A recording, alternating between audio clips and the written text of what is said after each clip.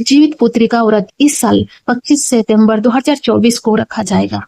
इस दिन भगवान श्री गणेश, माता पार्वती और शिव जी की पूजा एवं ध्यान किया जाता है। अपनी परंपरा के अनुसार जो कथा आपके यहाँ पढ़ी जाती हो, आप उसे पढ़ सकते हैं। चिल्लो सियारों की कथा। एक वन में सिमर के पेड़ पर एक चील रहती थी। पास की झाड़ी में एक सियारिन भी रहती थी। दोनों में खूब पड़ती थी।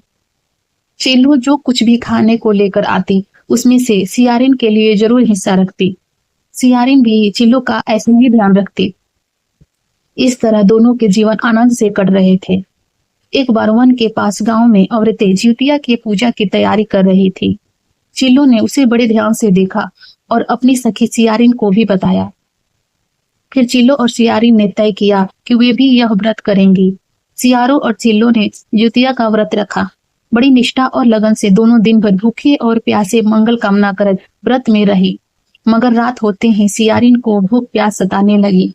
जब बर्दाश्त न हुआ तो उसने जंगल में जाकर मांस और हड्डी पेट भर कर खाया। चिल्लो ने हड्डी चबाने की कड़कड़ की आवाज सुनी तो पूछा कि यह कैसी आवाज है। सियारिन ने कह दिया, बहन, भूख के मारे पेट गुड़गुड़ा रहा है। यह उसी की आवाज है। मगर चिल्लो को पता चल गया। उसने सियारिन को खूब लताड़ा कि जब व्रत नहीं हो सकता तो संकल्प क्यों लिया था। सियारिन लजा गई, पर व्रत भंग हो चुका था। चिल्लो रात भर भूखे प्यासे रहकर व्रत पूरा की। अगले जन्म में दोनों मनुष्य रूप में राजकुमारी बनकर सगी बहनें हुई। सियारिन बड़ी बहन हुई और शादी उसकी एक राजकुमार से हुई। चिल्लो छोटी बहन हुई, उसकी शादी उसी राज्य के मंत्री पुत्र से हुई। बाद में दोनों राजा और मंत्री बने। सियारिन रानी के जो भी बच्चे होते वे मर जाते, जबकि चिल्लो के बच्चे स्वस्थ और हट्टे कट्ठे रहते। इससे उसे जलन होती।